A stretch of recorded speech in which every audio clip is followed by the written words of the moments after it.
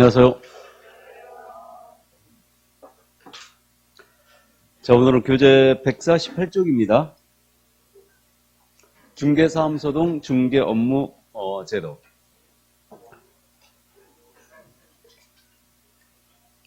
자, 이 부분은 지금 출제가 최소한 6개 이상은 대부분인 부분입니다. 그래서 기본적으로 5, 6개는 꼭 내니까요. 내용을 충분히 이해해 두시고 3문제 이상 출제된다고 돼 있죠. 근데 6개 이상인데 5개 이상이에요, 최소한.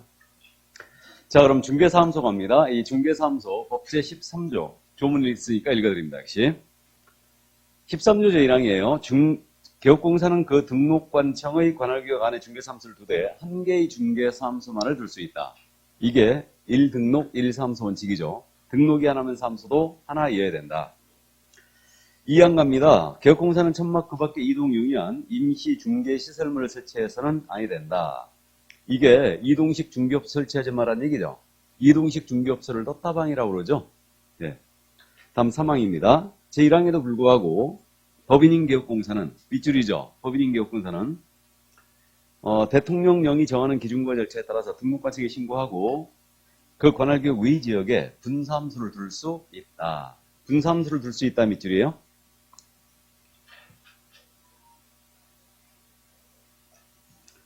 자, 그럼 여기까지 보겠습니다. 중개사무소에 대한 내용을 봤는데 중개사무소 설치 기준입니다. 설치 기준은 지난주에 했어요. 건축물 대장에 기재된 건물에 확보하되 소유, 전세, 임대차, 사용대차 해방으로 사용권을 확보하라고 했어요. 다만 건축물 대장에 기재가 안 돼 있을지라도 준공이나 사용검사가 된 건물에 낸다고 그랬죠. 따라서 가설 건축물에 설치할 수 있다 없다? 없다. 면적 제한 규정 존재하지 않는다. 여기까지 알고 있습니다.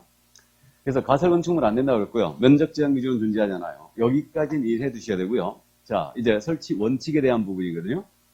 설치 원칙은 등록관청의 관할기업 안에 두되 한 개만 둘 수 있다. 1등록 1사무소 원칙이에요. 등록이 안 하면 사무소도 하나 해야 된다. 근데 이 원칙에 대한 유일한 예외가 우리 법인이에요. 법인인 개업공사는 분사무소를 둘 수 있다요. 꼭 둬야 되는 건 아니죠. 분사무소는 법인의 지점을 얘기합니다. 그래서 상법에서는 지점을 지점이라 하고 민법에서는 지점을 분사무소로 한다 했어요. 그럼 이런 원칙과 예외를 위반한 게 뭐냐면 바로 이중사무소예요. 그래서 이중사무소는 당연히 설치가 금지되어 있고 이동식 중개업소 떴다방 하는 것도 안 됩니다. 임시설물 설치하는 것도 안 돼요.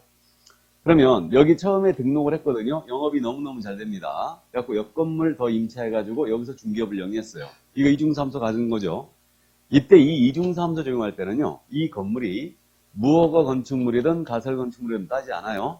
중개업을 영위할 수 있는 독립공간을 확보했다. 그럼 전부 다 이중사무소로 갑니다. 그럼 독립공간을 확보하진 않았지만 천막 그 밖에 이동용이한 임시중개시설을 설치했습니다. 이것도 모두 금지예요. 그러니까 파라솔이나 이런 거 놓고 중개업은 안 된다는 얘기예요. 그럼 이제 이거를 제재를 꼭 기억해 두셔야 되는데 이중사무소를 뒀던 임시중 설치했던 이때는 제재가 등록을 취소할 수 있어요. 그래서 임의적 등록 취소입니다. 그래서 저는 등록을 취소할 수 있다를요. 임의적 등록 취소, 줄여서 임취라고 불러요. 등록을 취소해야 한다가 있다고 그랬죠. 이걸 저는 뭐라고 부른다고요? 필취. 그래서 반드시 등록을 취소해야 된다. 필요적 등록 취소로 부르고 저는 이걸 임취로 부르고 있습니다. 그래서 임취는 등록을 취소할 수 있다고 이걸 다른 분들은 상대적 등록 취소라도 불러요. 그리고 이중자에 걸렸죠.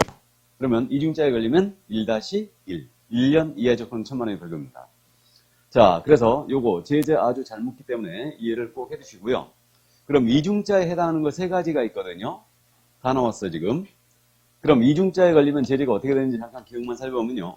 우리 개업공사가 이중 등록을 했어요. 이중 등록하면 이거 등록이 2개 이상이죠. 이때는 필취 1-1 이렇게 되고 이중 소속이 있었습니다.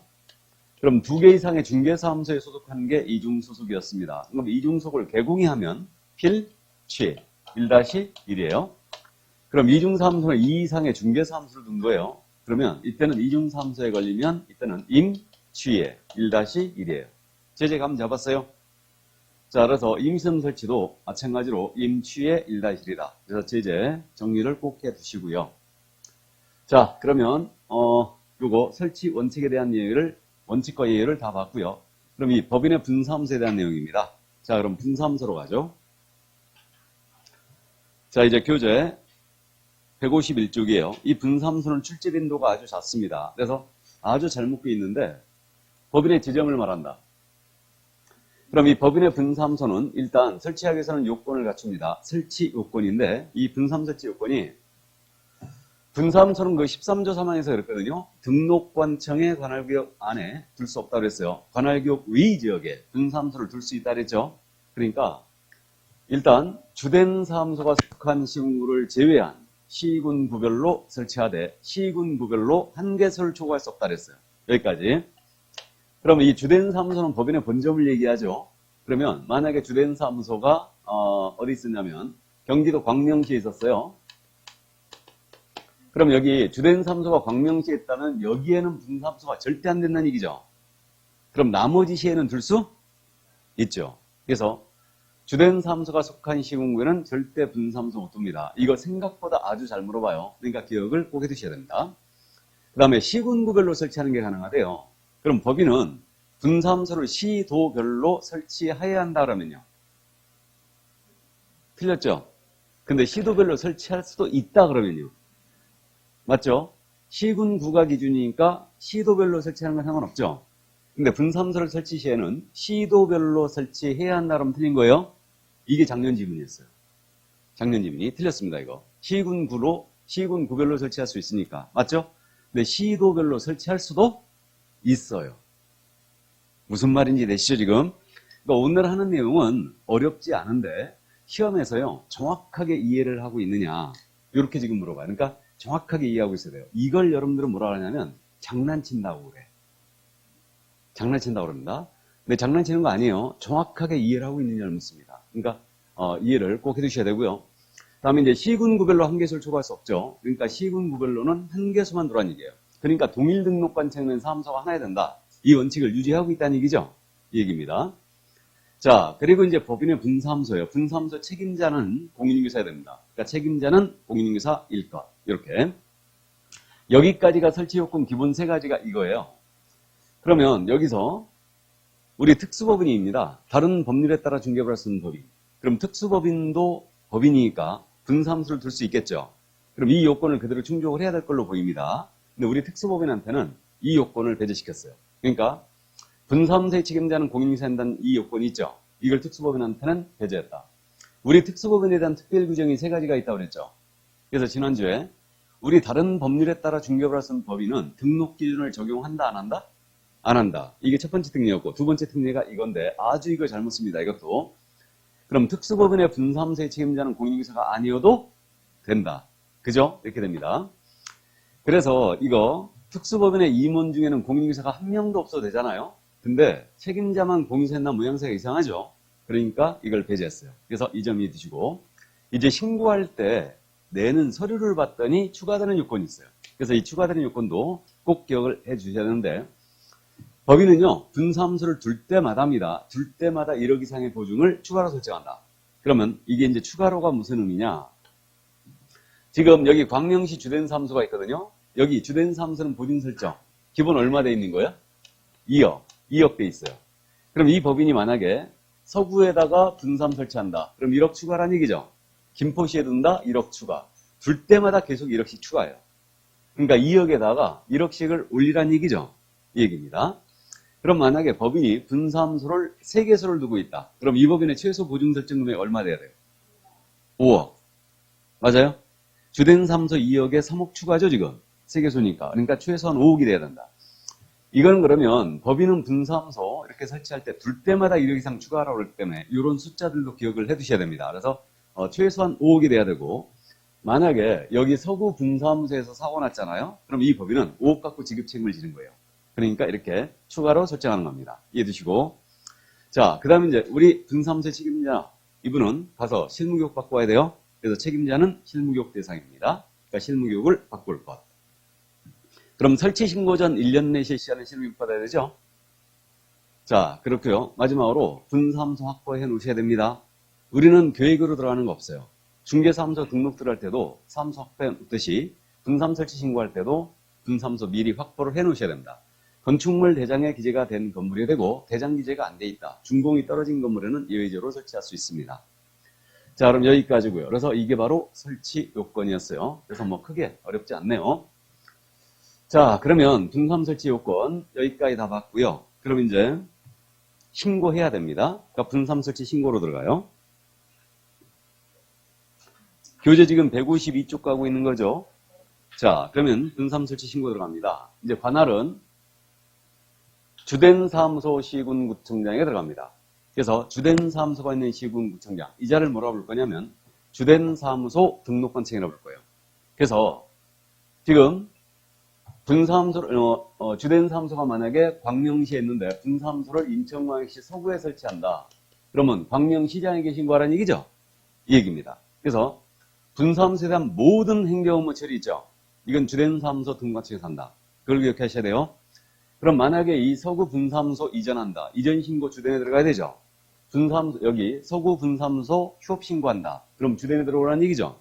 모든 행정 업무 처리를 여기서 해요. 그래서 이 점을 주의하시고 이때 서류를 내야 됩니다. 그럼 분삼 설치 신고서에다가 서류는 이 설치 요건을 증명하는 서류를 그대로 첨부합니다. 그래서 이 서류를 좀 어려워하시는데 서류는 요건을 기억을 해야 되기 때문에 이 부분은 잘 묻지는 않지만 이해는 꼭 해주셔야 됩니다. 그러니까 요건을 생각하면 이 서류를 쉽게 정리를 할 수 있어요. 그럼 먼저 분사무소는 법인이 맞죠? 그럼 법인 등기상 증명서 냅니까 안 냅니까? 안 낸다고 그랬죠? 우리 과목에서 법인 등기상 증명서 내는 경우가 있다 없다? 없어요. 모두 전자적법에 의해서 직접 등록한 게 다 확인 들어가요. 그러니까 내는 경우 없습니다. 그럼 법인 등기상 증명서 안 내고요. 자, 다음 책임자가 지금 공인유세 낸다고 했어요. 그럼 책임자의 자격증 사본을 낼까요? 안 낼까요? 안 낸다. 우리 지난주에 똑같이 했잖아요. 등록관청이 자격발급 시도 자격 확인 요청 들어가죠. 그러니까 역시 책임자 자격증 사본 내지 않습니다. 다음 여기 보증 설정하라고 그랬죠. 그럼 보증관계증서 사본 제출해야 돼요. 이거 해야 되고 그 다음에 책임자 실무교육 받으라고 그랬죠. 그럼 실무교육 수료증 사본 내야 되겠죠. 그 다음에 사무소 건축물 대장 기재 건물이 확보가 된지 체크해야 되죠. 사무소 확보 증명서류 들어와야 됩니다. 건축물 대장 기재가 안 된 건물이라면 대장 기재가 왜 지연되는가 사유서까지 첨부해야 돼요. 자, 그래서 서류 이제 자격증 사본 안 낸다는 거, 법인등기상 증명서 안 낸다는 거. 그러나 보증관계증서는 내고 있죠. 우리 근데 등록 신청할 때는 보증관계증서 사본 냈어요, 안 냈어요? 안 냈습니다. 등록 신청할 때는요, 보증서를 내고 싶어도 못 낸다고 그랬어요. 보증서라는 것은 등록번호가 끊어져야 된다고 그랬죠. 등록번호가 있어야지 끊을 수 있어요. 그러니까 등록 신청할 때는 등록번호가 없기 때문에 보증서를 내지 못합니다. 그러나 분삼 설치 신고할 때는 내게 돼 있죠. 주된 사무소 보증에다가 계속 업시키니까. 그래서 이제 그 점 이해하시고. 자, 그래서 이제 서류 여기까지 기억을 해 두시고요. 이거 신고할 때 수수료 내겠죠?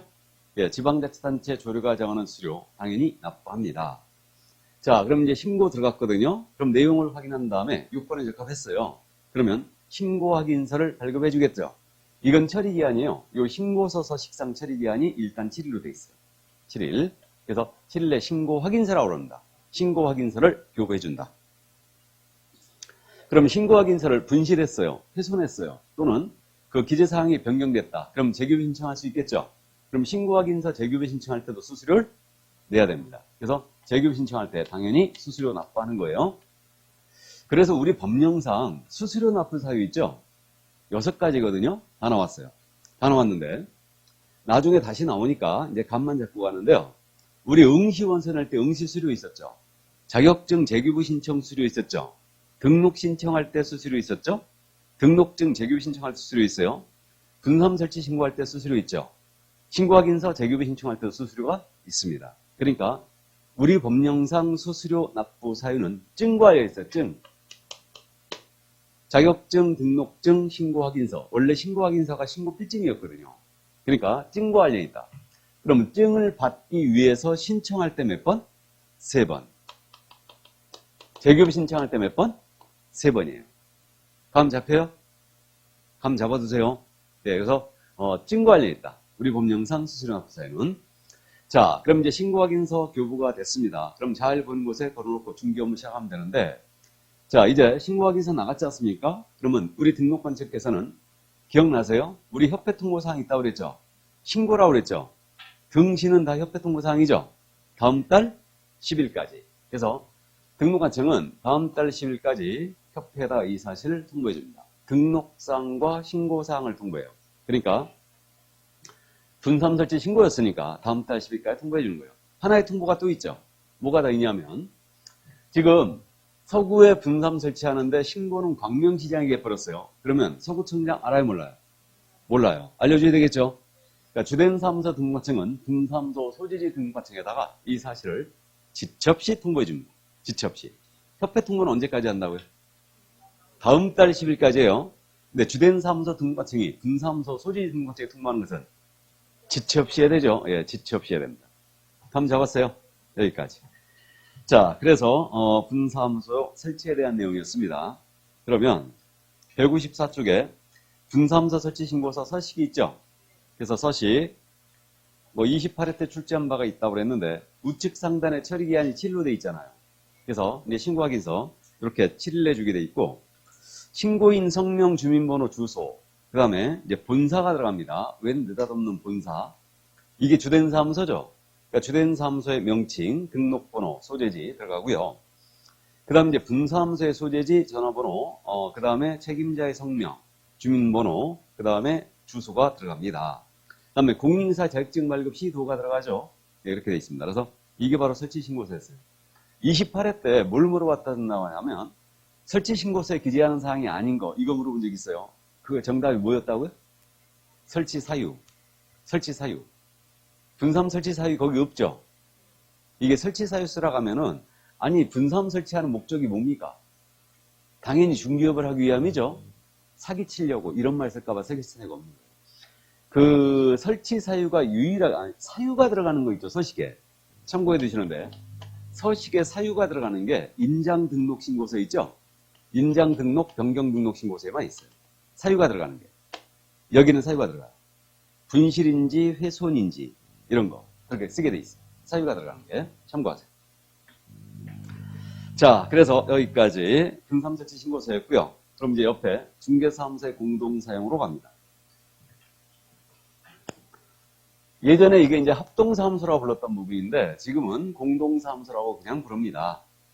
자, 그래서 법제 13조 6항에 근거하는데 법제 13조 6항 읽어야 됩니다. 개업공사는 그 업무의 효율적 수행을 위하여 다른 개업공인회사와 중개사무소를 공동으로 사용할 수 있다.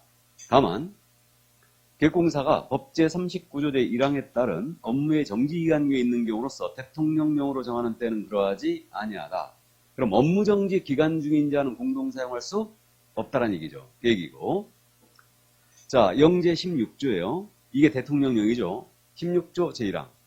법제 13조 제2항 본문에 따라 중개사무소를 공동으로 사용하려는 개업공사는 법제 9조에 따른 중개사무소의 개설 등록 또는 법제 20조에 따른 중개사무소 이전 신고를 할 때 그 중개사무소를 사용할 권리가 있는 다른 개업공인회사의 승낙서를 첨부해야 한다. 밑줄 그어야 되죠. 다른 개공의 승낙서를 첨부. 이게 밑줄 그어입니다. 뭐 공동사무소는 솔직히 잘 안 물어보는데 이 정도만 이해하고 있으면 돼요. 업무정지 기간 중이냐 공동사용할 수 없다. 단 공동사용할 때는 다른 개공의 승낙서를 첨부하라고 그랬죠. 건물주의 승낙서가 아닙니다. 그 점만 유의하면 되는데 보겠습니다. 업무의 효율적 수행이라 사무소 공동사용이 됩니다. 자, 그러면 이게 사무소거든요. 공동사용하는 방법이 A 개공, B 개공, C 개공, D 개공이 같이 쓰는 거예요. 그럼 이게 바로 공동사무소입니다. 이게. 그럼 인원수 제한 없다는 얘기죠. 인원수 제한 없어요. 종별이 달라도 상관없어요. 이자는 공인인계사인 개공이고 B는 중개인이고요. C는 법인이고 D는 분사무소예요. 이래도 공동사용할 수 있다. 물론 C 법인과 D 분사무소는 같은 법인이 아니어야 됩니다. 이렇게 되고요. 그럼 우리 일순환 하신 분들 계시는데 중개인은 업무지역 제한이 있죠. 그러면 만약에 이 중개사무소가 서구에 있는 거예요. 공동사무소가. 그럼 이 중개인은 업무지역이 어디예요? 서구, 인천시죠. 맞죠? 그러면 공동으로 사용하더라도 중개인은 업무지역이 확대되는 것은 아니에요. 업무지역 제한을 받죠. 근데 이 A개공은 전국을 업무지역으로 하는 거죠. 법인도 그렇죠. 분사무소도 그렇습니다. 이게. 그래서 중개인은 여전히 공동사용하도록 업무지역을 받는 거예요. 제한을. 그래서 종별이 달라도 상관이 없다. 이렇게 됩니다. 그럼 구체적인 설치 방법은 어떻게 되냐면 중개사무소 개설 등록을 들어가는 거예요. 그러니까 A, B, C, D가 우리하고는 동기생들이었어. 32에. 그래갖고 의기투합해갖고 사무소 같이 운영하자. 좋은 건물 하나 임차해서 여기다 개설 등록을 동시에 들어가는 거예요. 그러면 공동사용이 되는 거죠. 나아가 A가 혼자 쓰고 있는 사무소에 BCD가 등록을 들어오거나 BCD가 다른 곳에서 중개업을 영위하던 개공이었다면 여기다 대고 중개사무소 이전 신고하는 거예요. 그럼으로써 공동사용이 된다. 그러니까 등록을 하거나 이전 신고하는 방법으로 설치가 가능하다는 얘기죠. 이 얘기예요. 그러면 이렇게 공동사용화했을 때 우리 법령상 별도의 공동사용 신고 제도가 있느냐? 이런 제도는 존재하지 않아요. 등록을 하면서 이전 신고하면서 서류 한 가지만 더 들어오라는 얘기죠. 서류가 뭐예요? 다른 계공의 승낙서. 그래서 A 계공, B 계공, C 계공, D 계공은 사무소를 같이 쓰기로 합의합니다. 이런 승낙서만 들어오면 될 뿐 별도의 공동사용 신고 제도는 없다는 얘기죠. 이게. 그래서 이제 그 점을 주의하셔야 된다. 그러면 승낙서만 내면 되는데 이게 건물주의 승낙서가 아니죠. 건물주로 낸 적이 있고요. 자, 그러면 이렇게 사용했을 때 우리 법령상 주어지는 특혜라는 게 있다겠어요? 없다겠어요? 없다 그랬죠? 그러니까 사무소만 같이 쓸 뿐 우리 법상 주어진 의무는 모두 다 각자 이행이죠. 그러니까 인장의 등록 따로, 그 다음에 보증 설정도 따로, 소공사 중개보조원, 우리 실장님 고용하는 것도 다 각자죠. 게시 다 따로, 명칭 다 따로 쓰인다고 그랬어요. 딸기, 호박, 바나나, 수박 다 따로 쓰인다고 그랬습니다. 이게 어떠한 특혜도 존재하지 않는다. 이게. 그래서 결국은 이게 개별적 운영의 원칙이라고 해요. 그래서 사무소만 같이 있을 뿐 어떠한 특혜도 없다. 그래서 이것을 악용만 해왔다고 그랬죠. 그래갖고 악용을 차단시키기 위해서 업무정지 기간 중이냐 공동사용할 수 없다라고 단서를 둔 거예요. 이게. 그래갖고 이걸 어떻게 악용했었다면 이렇게 악용했다고 그랬어요. 중개사무소를 A가 여셨는데 이분이 영업정지, 업무정지를 먹었다고 그랬어요. 그러니까 업무정지 먹으면 중개업 못하잖아요. 그러니까 B로 하여금 자격증을 걸게 한다는 얘기죠. 걸게 하고 이렇게 본인은 커피 마시고 맨날 나와서 일하더라 이거예요. 그래가지고 이걸 잡고자 업무정지 기간 중인 자는 공동사용할 수 없다라고 단서를 둔 거예요. 그럼 구체적으로 이제 공동사용할 수 있는 방법까지도 명시했는데 어떻게 됐냐면, 자, 이 A가 영업정지 먹었어요. 업무정지 먹었으면 이자가 승낙서를 이자에게 주는 거예요. 승낙서를 주는 방법으로 공동사용할 수 있다 없다? 없어요. 승낙서를 주는 방법으로 공동사용 안 됩니다. 이게 첫 번째. 그 다음에 이번엔 여기다 개설 등록을 못 하잖아요. 못 하니까 이분이 다른 개공의 사무소죠. 다른 개공의 중개사무소로 이전 신고하는 거예요. 본인이 일로. 이런 방법으로 공동사용할 수도 없다. 이해되시죠? 그럼 업무정지 개공은 다른 개공의 사무소로는 중개사무소 이전 신고할 수 있어요? 없어요? 없어요. 업무정지 기간 중이라면 다른 중개사로 못 간다는 얘기죠. 이 얘기예요. 자, 그런데 이미 A, B, C, D가 공동사용 중이었어요. 공동사용 중이었다가 이자가 업무정지 먹은 거예요. 그럼 B, C, D는 계속 영업할 수 있죠? 이런 경우는 예외예요. 예외지만 업무정지 개공은 다른 개공한테 승낙서를 줌으로써 공동사용 안 된다는 얘기입니다. 여기까지. 그래서 이렇게 지금 차단을 시킨 거예요. 자, 그러면 공동사용 제도가 바로 이거였고요. 이 공동사무소는 요즘 뭐 여러 가지 장점들이 지금 추정이 되고 있는데, 일단 비용 절감을 할 수 있죠. 중개업을 대형화시킬 수도 있죠. 분업할 수도 있죠. A는 토지 전문, B는 상가 전문, C는 오프 전문, D는 아파트 전문이에요. 이런 식으로 분업화도 가능합니다. 맞아요? 이렇게 돼 있고. 그래도 가장 큰 장점이 뭐라겠어요? 예, 우리는 4명 모이면 1명은 팔 수 있다고 그랬죠? 예, 이게 가장 큰 장점이다. 이게. 자, 그래서 그 정도 이해를 해주시고요. 요즘 공동사무소 제도를 절세 방안으로도 쓴다고 그랬죠? 우리 연 매출이 얼마를 넘어서면 일반 과세로 돈다고? 8천만 원. 그럼 8천만 원 이렇게 넘어서게 되면 부가치세 신고 의무가 있죠? 부가치세 납부해야 됩니다. 그렇기 때문에 이걸 나눠서 끊어버리는 거지. 공동으로 걸어가지고. 이해되셨죠? 공동으로 걸 때 참고는 그렇게 하라고 그랬어요. 공동으로 걸 때 상호를 글자 하나 정도만 더 쓴다고 그랬죠? A하고 B가 공동으로 쓴다. 그럼 A가 삼성으로 걸었어요. B는 더 삼성 이렇게 한다고 그랬죠? C는 뉴 삼성, D는 신 삼성 이렇게. 그래갖고 여기다 간판은 뭐라고 한다고요? 삼성 공유사무소로 거는 거지. 그리고 대표이자 이름은 다 쓰는 거예요. 대표이자 이름 다 써야 됩니다. 그래서 일단 그렇게 돼요. 자, 그럼 그 정도 이제 공동사무소 제도 참고를 하시기 바랍니다. 이게. 근데 우리가 영업정지 먹게 되면 어떻게 해야 된다고 했어요? 실질적으로. 내가 중개업을 영위하다가 업무정지를 먹어버린 거예요. 중개업 못하죠. 이거 문 닫아놓으면 안 된다고 그랬죠. 중개사무소를 유지해야 된다고 그랬어요. 업무정지 기간 중에도 중개사무소 유지해야 됩니다. 이거 폐쇄해버리면 안 된다는 얘기죠. 폐쇄? 폐쇄는 해야 되죠. 폐쇄는 해야 되는데 없애버리면 안 돼요. 있긴 있어야 돼요. 아주 웃기는 일인데 영업도 안 하는데 어쨌든 중개사무소 유지해야 됩니다. 그럼 계속 중개사무소 있어야 된다는 얘기인데 업무정지 먹으면 어떻게 하시라고 그랬어요? 그렇죠. 폐업 신고하라고 그랬죠. 업무정지 먹으면 폐업해버리는 거예요. 폐업하고 비가 거는 거죠. 이 등록을 살려둔 상태에서는 여기 등록 못 들어와요. 그러니까 이 등록을 죽여야지. 맞습니까? 그때 또 그거 질문하시대. 그러면 여기 A가 삼성공사 사무소였는데 폐업 신고했다. 그러면 똑같이 지금 간판 안 걸고 그대로 간판 유지해야 되죠, 지금. 그대로 인수시켜야지. 맞습니까? B가 그대로 걸게 하는 거지. 삼성으로 거는 겁니다. 그대로. 폐업 신고를 해버리면 삼성으로 걸 수 있어요. 폐업 신고 안 하면 삼성으로 걸 수 없습니다. 뭔 말인지 아셨죠? 예, 그래서 그 정도 참고해 주시기 바랍니다. 자, 그럼 공동사무소제도 이 정도였습니다. 넘어갑니다.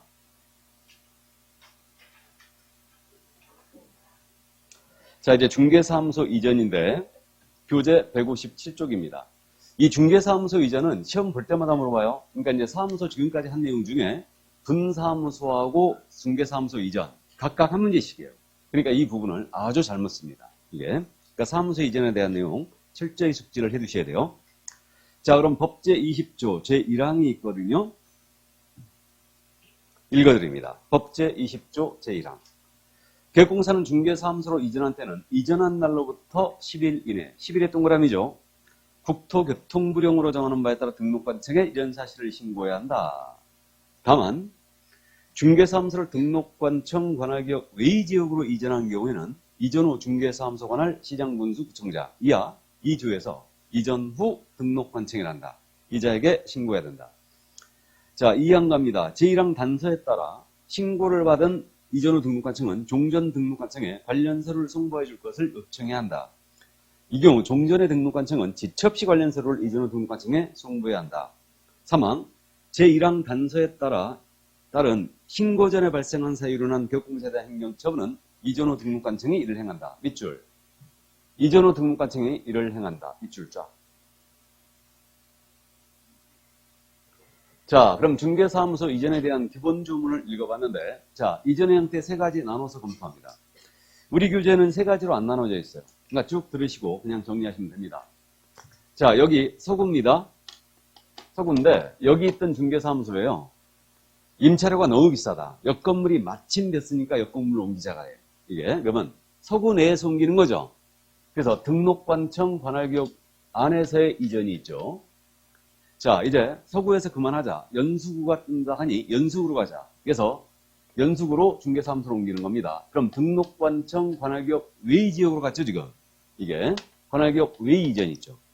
다음에 여기 서구에 있던 분사무소를 여기서 옮기거나 그다음에 이 서구에 있던 분사무소를 연수구로 옮기는 거예요. 그러면 분사무소 이전이 있다는 얘기죠. 그래서 세 가지 형태로 나눠서 봅니다. 등록관청 관할기업 안에서 이전, 관할기업 위로 이전, 분사무소 이전이에요. 자, 그럼 먼저 관할 안에서 이전입니다. 이게 서구 내에서 옮기는 거예요. 그럼 절차는 이전을 먼저 해요. 옮겨요, 먼저 옮기고 그런 다음에 신고 들어갑니다. 그럼 등록증을 재교부 받아요. 이게. 그러면 이전한 날로부터 신고 기한은 며칠? 10일. 우리가 본문 읽어봤어요. 10일. 그러니까 10일짜리, 7일짜리 우리 통째로 암기 들어간다고 그랬죠. 그래서 10일. 중개사무소 이전 신고는 이전한 날로부터 10일이다. 그러면 10일 내에 안 하면 어떻게 되느냐? 안 하면 100만 원 이하의 과태료예요. 지금 신고 위반이죠. 신고 위반은 경미한 사항이기 때문에 가장 싼 제재가 나옵니다. 이게 그래서 우리 법상 가장 싼 제재가 100만 원 이하의 과태료예요. 그래서 100만 원 이하의 과태료 받습니다. 자, 그러면 관할은 등록관청 내에 숨겼으니까 등록관청에 신고하면 돼요. 서구청장에 들어가면 된다는 얘기예요. 자, 문제가 없는데 이때 서류 내야 되겠죠. 자, 그럼 역시 서류. 그럼 중개사무소 이전 신고서에다가 서류를 뭘 내야 되느냐? 등록증 재교받아야 되죠. 그러니까 등록증 원본 첨부해야 돼요. 등록증 원본 첨부해야 되고, 그다음에 사무소 이전이지 않습니까? 그럼 이 사무소가 새로운 사무소가 건축물 대장 이전 건물이 확보가 됐는지 체크해야 되겠죠. 그러면 사무소 확보 증명서류 첨부해야 되죠. 이게 등사예요. 그래갖고 여러분들 암기표에 이게 등사로 돼 있을 거예요. 등사가 동그라미 쳐져 있을 겁니다. 자, 그러니까 등록증과 사무소 확보 증명서 첨부해야 되고, 이게 건축물 대장 기재가 안 된 건물이었다. 그럼 대장 기재가 왜 지연되는가? 그 사유서를 첨부를 해야 됩니다. 그럼 이걸 첨부하에 들어갔어요. 그럼 이제 처리 기한은 신고서 시상 물론 7일입니다. 등록증 재교부 해줍니다. 그럼 이거 신고였죠. 그럼 협회에다 통보하는 거 맞아요? 신고사항은 전부 다 협회 통보사항이라고 그랬잖아요. 다음 달 10일까지 공인인증서협회에다가 그 사실을 통보해 줍니다. 관할 안에서 이전 문제 없습니다. 다음. 이제 서구했던 중개사무소를 연수구로 옮기는 거예요. 자, 그러면 절차는 이전을 먼저 하고 신고하고 등록증 제공받습니다. 이거는 똑같아요. 관할 안에서 이전과 똑같습니다. 그러면 이전을 연수구로 먼저 하고 그런 다음에 신고 들어간다. 며칠 내? 10일. 10일 내 들어가고 안 하면 100만 원가 들어오고. 그럼 관할 읽어봤죠? 누구한테 해야 된다? 연수구청장. 그래서 이전 후 소재지 관할 시군구청장. 이자를 이전 후 등록관청이라고 부르는 거죠. 이전 후 등록관청. 그럼 서구청장은 이전 전 등록관청인데 지금 법문이 표현이 뭐라고 그랬어요? 종전의 등록관청을 했죠. 그러니까 이전 전 등록관청이라는 표현보다는 종전의 등록관청이라는 표현을 더 많이 씁니다. 이게. 그러면 서구청장 이자는 종전 등록관청이다. 이렇게 됩니다. 그래서 이게 이전 후 등록관청에 신고한다는 걸 명심히 해야 됩니다. 그럼 이거 우리 이사 갔을 때 주민등록신고와 똑같죠 지금. 이사를 가게 되면 전입신고만 하죠 우리. 간 곳에다 합니다. 우리도 이전신고 간 곳에다 합니다. 그럼 서류는 이전신고서에다 첨부할 서면이 등사를 첨부하는 거 맞겠죠? 등록증 원본, 새로운 사무소 확보 증명서를 첨부하여 들어갑니다. 등사를 첨부하여 들어갔어요. 그럼 이제 등록증 제교 받습니다. 제교 받고요. 그 다음 이제 서류 송부 요청이 있어요. 여기는 관할교육 외로 간 경우에만 서류 송부가 있다. 이게 특이해요. 그러면 이전은 등록관청에 신고받았으니까 종전 등록관청에다 서류 송부를 요청을 합니다. 그러면 종전 등록관청은 이전 후 등록관청에 관련 서류를 지체 없이 보내주게 돼 있어요. 지체 없이. 그래서 서류 송부에는 날짜가 없어요. 지체 없이 보내주는데 어떤 서류를 보내주냐면 우리 제가 그렇게 불렀죠. 개공의 호적이라고 부르는 거 있다고 그랬죠. 그게 뭐예요? 중개사무소 등록대장. 중개사무소 등록대장 송부해야 돼요. 이거 보내주고요. 등록 신청할 때 냈던 서류 있죠. 등록 신청 서류. 이거 보내주고요. 그 다음에 최근 1년간 행정처분 서류 및 행정처분 절차가 진행 중이었으면 관련 서류를 보내줍니다. 그래서 이 세 가지 서류를 보내주는데 요 1년간 행정처분 서류를 왜 보내주냐면요. 이거예요. 이자가 서구에서 연수구로 옮겼는데 연수구로 옮긴 이유가 뭐였냐면 여기서 위법행위가 있었어요. 그래갖고 일로 도망간 겁니다. 이거 잡아야 되죠. 그러니까 이거 보내주는 거예요. 이게. 그러면 행정처분 관련 서류를 다 보내주는데 1년간의 서류를 보내주는 이유는 이제 상습범 잡기 위함이에요. 그래서 1년간의 행정처분 서류를 보내준다. 그러면 행정처분입니다. 등록 취소나 업무 정지를 얘기하는데 그럼 등록 취소나 업무 정지는 누가 행하는 게 맞아요? 이전 후가 하는 게 맞아요? 종전이 하는 게 맞아요? 이전 후가 하겠죠. 여기서 한다고 그랬어요.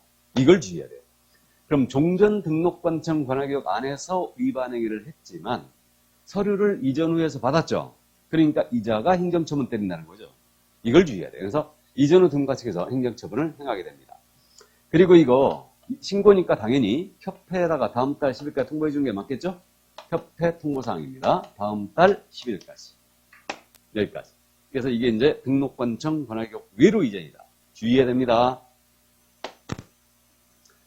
자, 그럼 이제 분사무소 이전이에요. 분사무소 이전인데 이 분사무소는 서구에 있던 분사무소를 연수구로 옮겼는데 주된 사무소는 김포시에 있었어요. 여기에 있었습니다. 연수구로 옮긴 거예요. 지금 일로. 자, 그럼 뭐 짐작이 되실 겁니다. 분사무소 이전은 이전하고 신고하고 재교 똑같아요. 그럼 이전한 날로부터 신고 기한은 당연히 며칠? 10일이고요. 안 하면 100만 원가 들어요. 이때 관할 누구한테 해야 돼? 김포시장. 주된 사무소 등록관청에 들어가야 되죠? 이걸 주의해야 돼. 그러니까 분사무소 이전 신고할 때는 주된 사무소 등록관청이 들어갑니다. 이걸 주의해야 돼요. 이때 서류도 주의하세요. 서류. 분사무소 이전 신고죠, 지금. 그러면 등록증이겠습니까? 신고확인서겠습니까? 신고확인서요. 주의하세요, 이거. 확실했습니다, 지금. 신고확인서를 첨부한다. 이거. 31회 때 이 부분에 대해서 오류를 범했기 때문에 확실하게 이 부분 이번에 정리를 했어요, 다. 개정을 하면서. 그래서 신고확인서 첨부하게 되어 있습니다. 그 다음에 분사무소 확보 증명서로 들어와야 되죠? 사무소 확보 증명서로 들어와야 됩니다. 등록증이 아닙니다, 당연히. 이거는. 분사무소 이전이니까. 자, 그럼 주된 사무소 등록증에 신고확인서를 첨부하여 이제 들어갑니다. 그러면 이제 신고확인서 제기업을 해주겠죠? 제기업해주고, 이제 통보가 있죠? 당연히 협회에다가 다음 달 10일까지 통보하는 거 맞죠? 그러니까 서류 송부는요, 서류 송부는 당연히 관할구역 외로 이전한 경우만 있는 거죠? 맞습니까? 관할구역 내에서 이전하거나 분사무소 이전은 서류 송부가 있을 턱이 없죠. 이거는. 그럼 협회 다음 달 10일까지 통보해주고 하나의 통보가 더 있어요. 지금 서구에 있던 분사무소를 저기 연수구로 옮겼는데 신고는 김포시장에 했죠, 지금? 그죠? 그럼 둘 다 알아요, 몰라요? 둘 다 모릅니다. 그러면 주된 사무소 소지 등록과청은 분사무소 이전 전 소지 직원할 등록과청과 이전 후 소지 직원할 등록과청에 지체 없이 사실다 통보합니다. 그래서 이제 분사무소는요, 모든 행정 업무체를 주된 사무소 등록과청이 하고 있기 때문에 이게 설치를 했던 이전을 했던 주된 사무소 등록과청이 분사무소 소지지 등록과청에 통보해 주는 절차가 있다는 얘기예요. 감 잡았어요? 여기까지. 이게 그래서 요겁니다. 자, 그래서 사무소 이전에 대한 내용을 다 봤는데 마지막으로 중개사무소를요, 등록관청 내에서 옮기거나 분사무소가 옮겼어요. 그러면 등록증하고 신고확인서에 기재된 내용 중에 뭐만 바뀌어요? 소재지. 중개사무소의 소재지만 바뀌죠. 등록관청 내에서 옮기거나 분사무소에 이전했을 때. 그럼 이때는 재교부함이 원칙이거든요. 재교부가 원칙인데 이때는 등록관청 내로 이전한 경우 그랬어요. 이런 경우는 재교부하지 않고 변경 기재교부할 수도 있다 그랬어요. 그럼 변경 기재교부라는 게 뭐겠습니까? 그 중개사무소 등록증에 기재된 중개사무소의 소재지를 삭선을 긋고 새로운 사무소 소재지를 써가지고 다시 줄 수 있다는 얘기죠. 이해되십니까? 이거예요. 근데 주의할 점은 관할구역 외로 옮긴 경우는 반드시 재교부해야 되죠. 반드시 재교부해야죠. 관할구역 외로 옮긴. 이게. 자, 그래서 여기까지. 자, 그래서 거기까지. 지금 마지막에 설명드린 내용이 158쪽에 등록증 재교부라고 맨 위에 있죠. 거기 끝줄에 관할구역 내에서 중개사무소 이전에 대해서는 등록증을 재교부할 수도 있고 종전 등록증에 변경사항을 기재하여 교부할 수도 있는 선택이 가능하다 이랬죠. 뭔 말인지 이해되시죠? 근데 관할구역 외로 옮긴 경우는 반드시 재교부해야 돼요.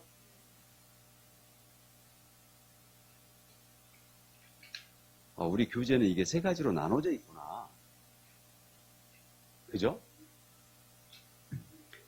자, 그럼 여기까지 이해를 해 두시고요. 중개사무소 이전에 대한 내용은 아주 잘 먹기 때문에 꼭 기억을 해 두셔야 됩니다. 자, 그러면 이제 한 장을 넘기시면 160페이지에 32회 때 기출문제가 실려 있죠. 문제 어떻게 나왔나 한번 볼까요? 자, 160페이지에 지금 2번 문제를 보겠습니다. 이게 32회 때 기출문제였으니까 작년 문제였어요. 중개사 법령상 공인자가 어디 마실 나갔죠 지금? 중개사 법령상 이게 어디 있어요? 공인중개사 법령상이지. 그죠? 2번을 하고 있어요. 2번. 1번을 하는 게 아니고. 나는 지나간 건 절대 안 풀어봐. 웬만하면. 자, 그럼 공인중개사 법령상 공인중개사인 기업공사가 중개사무소를 등록관청 관할지역 내로 이전한 경우 설명으로 틀린 것을 모르는 것은 관할지역 내로 옮겼다고 그랬죠. 이게 아주 독특했어요. 통상적으로 관할기업 외로 이전한 경우를 묻거든요. 근데 관할지역 내로 물어봤죠, 지금. 관할지역 내. 기억입니다. 중개사무소로 이전한다는 없다 11일 내에 신고해야 된다. 그럼 5죠? 예, 10일 맞고요. 안 하면 100바라고 했고. 니은. 등록관청 이전 신고를 받은 경우 중개사무소 등록증에 변경사항만을 적어 교부할 수 없고 재교부해야 한다. OX. X. 관할지역 내로 옮겼다고 그랬으니까 변경 기재교부가 되는 거죠? 틀렸고. 다음 디귿. 이전 신고할 때 중개사무소 등록증을 제출하지 않아도 된다. 내야 돼, 안 내야 돼요? 내야 되죠. 그러니까 서류 감 잡고 있어야 돼요. 등사를 첨부하는 거예요. 관할기업 외로 옮긴 경우에는 서류 송부가 있는데 등등행이에요.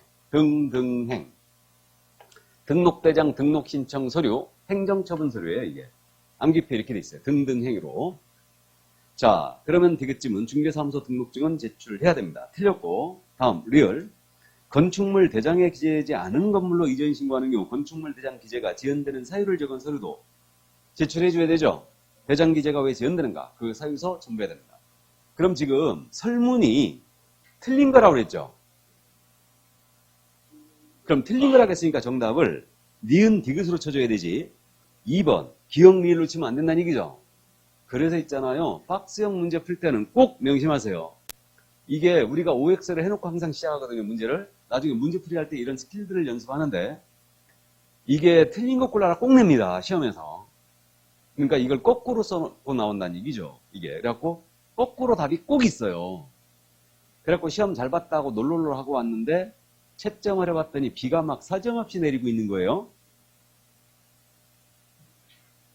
그런 실수하면 안 됩니다.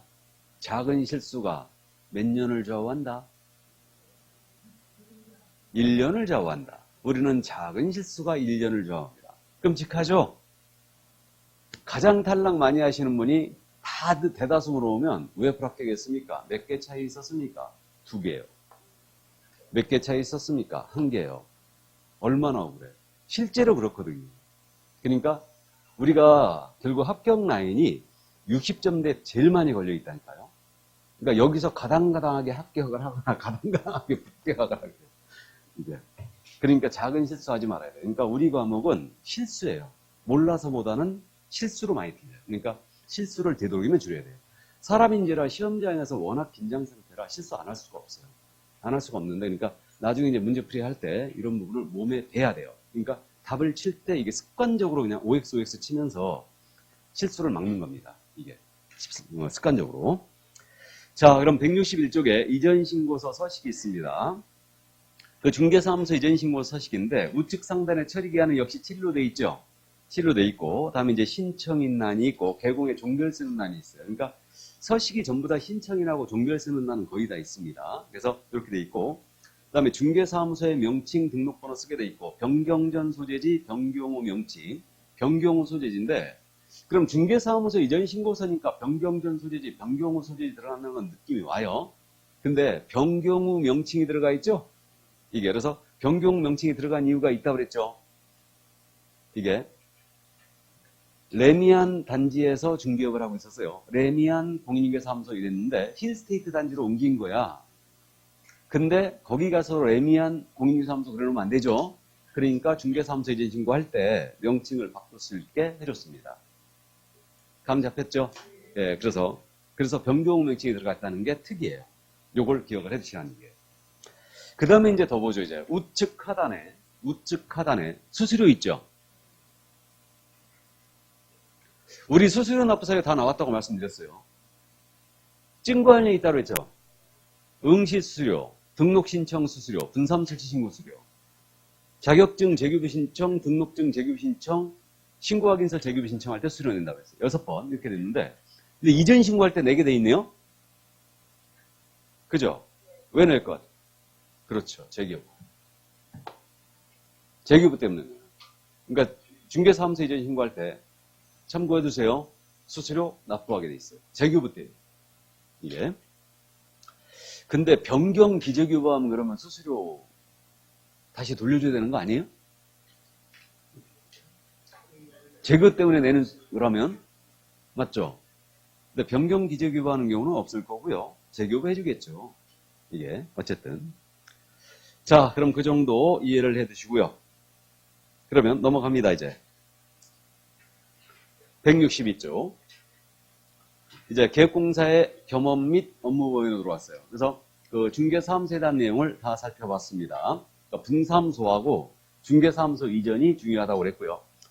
자, 그럼 이제 겸업하고 업무지역의 범위가 들어왔는데,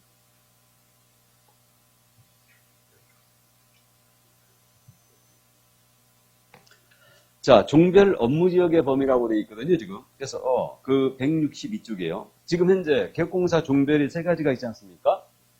공인인상 개업공사, 법인인 개업공사예요. 이들은 업무지역 제한 규정이 없습니다. 업무지역 제한 규정이 없다. 그럼 이들은 업무지역이 어디란 얘기예요? 전국. 전국을 업무지역이래요.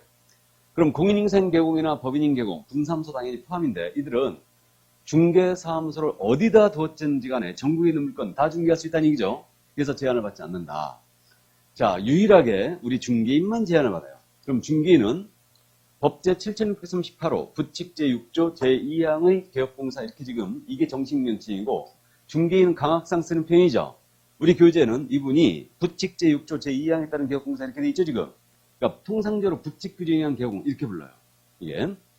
그럼 이분은 업무지역 제한을 받는데 이분은 자신의 사무소가 소재하는 시도에 관할 구역을 업무지역으로 하고 있고 사무소 소재지 시도에요. 이 안에 있는 중개대상물에 한하여 중개행위할 수 있다 이랬습니다.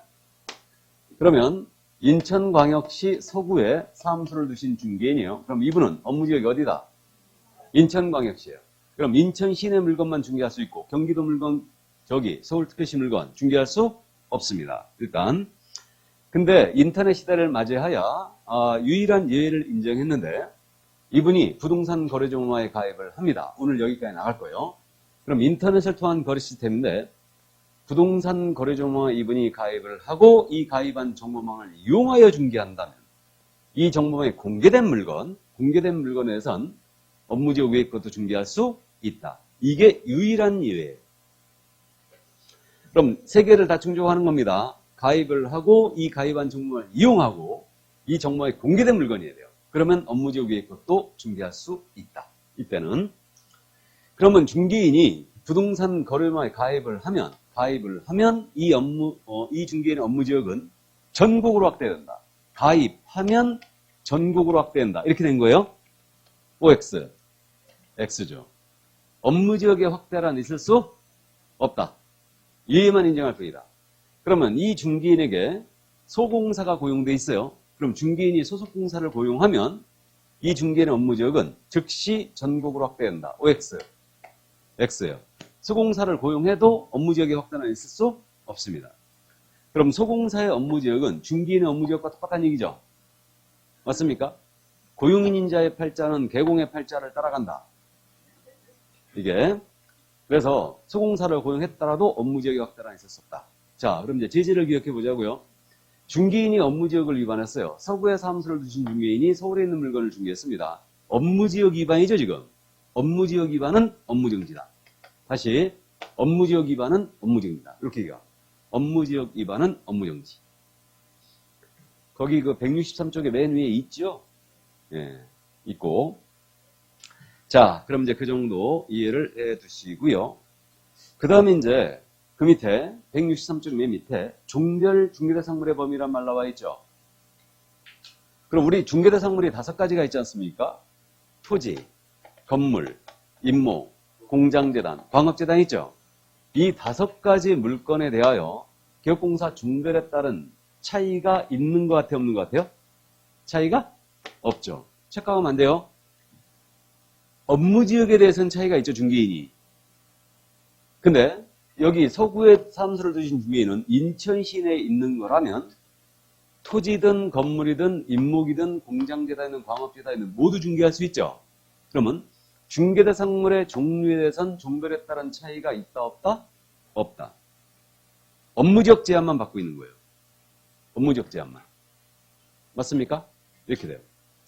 그러면 여기서 이제 중개인의 업무적 제한을 받는다는 걸 다 봤어요. 중개사물의 범위에 대해서는 종별에 따른 제한이 없습니다. 이렇게 돼 있고요. 근데 특수법인이 있지 않습니까? 거기 그 다른 법률의 규정에 중개발생법이라고 돼 있죠. 여기는 중개사물이 한정되어 있다고 봐야 되죠. 지역농협은 농지만 할 수 있죠? 뭐 이런 건 근데 묻지 않으니까 참고해 두시고요. 우리 중개사무소 이전신고 제도를 봤거든요. 그러면 여기 사무소를 두신 중개인이에요. 이분, 인천시 내에서만 중개사무소 이전할 수 있게요? 아니면 이분도 서울로 이전할 수 있게요? 서울로 이전할 수 있다. 그럼 중개인도 전국 어디로든 사무소 이전할 수 있다는 얘기죠. 그러면 중개인이 사무소 이전과 결합을 하면 업무 지역을 얼마든지 변경할 수 있죠. 맞습니까? 여기 서구에 사무소를 두신 중개인이 서울에 있는 물건 구해달라고 의뢰를 받았어요. 그럼 중개 못하잖아 지금. 그러면 정보망을 이용해도 되죠. 정보망을 가입하고 이를 이용하여 중개한다면 거기 공개된 물건들 있죠. 서울에 있는 물건들 이거 중개할 수 있겠죠. 이렇게 돼요. 이렇게 되고요. 그럼 이걸 이용하기가 싫다. 그러면 사무소를 서울로 옮겨야지. 맞죠? 옮기고 중개하고 다시 오시면 되죠? 갔는데 뭐하러 와? 오지 말아야지. 그죠? 일단 그렇게 되고요. 그러니까 중개인도 전국 어디로든 사무소 이전할 수 있고요. 사무소 이전과 결합하면 얼마든지 업무지역을 바꿀 수 있기 때문에 중개인들이 불만이 없는 거예요. 없는 겁니다. 이게. 그리고 이도저도 싫어. 이도저도 싫으면 그냥 하죠? 그냥 해, 그냥. 그냥 한다고요. 걸리면 뭐예요? 업무정지. 업무정지요. 걸리면 그냥. 연세가 많으시기 때문에 우리 부동산은 지역적 특성이 있기 때문에 사실 인천에 있는 중개사무소, 여기 서구에 있는 중개사무소 와가지고 김포 있는 물건도 안 찾아요. 맞죠? 김포 가서 찾지. 김포 물건은. 뭔 말인지 아시죠? 자, 그럼 그 정도 합니다. 여기까지. 그럼 이제 종별 겸업 범위가 나와 있죠? 종별에 따른 겸업 범위인데 커피 한 잔 먹고 할까요, 그냥? 예, 그러죠.